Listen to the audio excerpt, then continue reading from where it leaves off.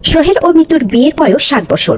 বিয়ের প্রথম কয়েকটা বছর খুব সুখে কেটেছিল, কিন্তু সময়ের সাথে সাথে সোহেলের ব্যস্ততা আর মিতুর উদাসীনতা তাদের সম্পর্কের মাঝে এক অদৃশ্য দেয়াল তৈরি করে। সোহেল একটি বেসরকারি কোম্পানিতে চাকরি করে। সারাদিন হাড় ভাঙা খাটুনি শেষে যখন সে ক্লান্ত হয়ে বাসায় ফেরে, তখন তার একটাই প্রত্যাশা থাকে, স্ত্রী মিতুর একটু মিষ্টি হাসি, এক কাপ চা আর সোহেলের সারাদিনের গল্প শোনার আগ্রহ। কিন্তু মিতু যেন অন্য এক জগতে বাস করে। আজও অফিসে অনেক কাজের চাপ ছিল। বাসায় ফিরে সোহেল দেখলো ড্রয়িং রুমের সোফায় মিতু ফোন নিয়ে ব্যস্ত। সোহেলকে দেখেও সে না দেখার ভান করলো। কোনো মতে বলল, ফ্রিজে খাবার আছে, গরম করে খেয়ে নিও, আমার একটা জরুরি কাজ চলছে। সোহেল দীর্ঘ শ্বাস ফেলে চুপচাপ নিজের খাবার নিজে গরম করে খেলো। রাতের খাবার শেষে সে মিতুর পাশে বসলো। তার মাথায় হাত বুলিয়ে জানতে চাইলো, আজকের দিনটা কেমন কাটলো মিতু? মিতু বিরক্ত হয়ে ফোন থেকে চোখ সরিয়ে বলল, আপনি সবসময় আমাকে বিরক্ত করেন কেন? সারাদিন তো অফিস করেন, বাসায় এসে অত্যন্ত একটু শান্তিতে থাকতে দিন।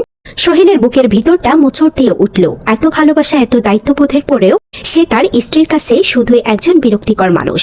সেদিনের পর থেকে সোহেল আর কখনো মিতুর সাথে কথা বলার বা তা মনোযোগ পাওয়ার চেষ্টা করল না। সে নিজেকে পুরোপুরি কাজের মাঝে ডুবিয়ে দিল। মিতু যেন নিজের মতো থাকতেই বেশি ভালোবাসে। এভাবেই কেটে গেল আরো কয়েকটি মাস। মিতু তার মতো বন্ধুদের নিয়ে ঘুরে বেড়ায়, শপিং করে আর সারাক্ষণ ফোনে ব্যস্ত থাকে। সোহেল আগের মতোই সময় মতো অফিসে যায়, বাসায় ফেরে, কিন্তু তাদের মাঝে কোনো কথা হয় না। একটা ছাদের নিচে থেকেও তারা যেন দুটি ভিন্ন মেরুর বাসিন্দা। হঠাৎ একদিন সোহেল অফিসে বুকে প্রচন্ড ব্যথা অনুভব করলো।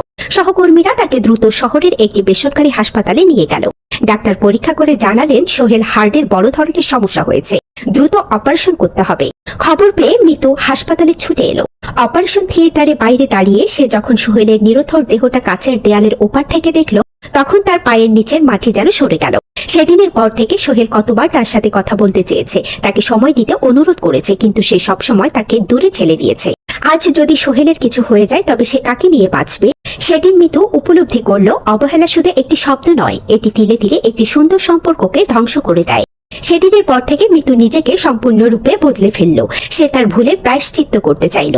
অপারেশন সফল হলো, সোহেল সুস্থ হয়ে বাড়ি ফিরল, কিন্তু সে আর আগের মতো মিতুর জন্য অপেক্ষা করে না। মিতু এখন সোহেলের খুব যত্ন নেয়, তার পছন্দের খাবার রান্না করে, তার সাথে কথা বলার জন্য ব্যাকুল হয়ে থাকে।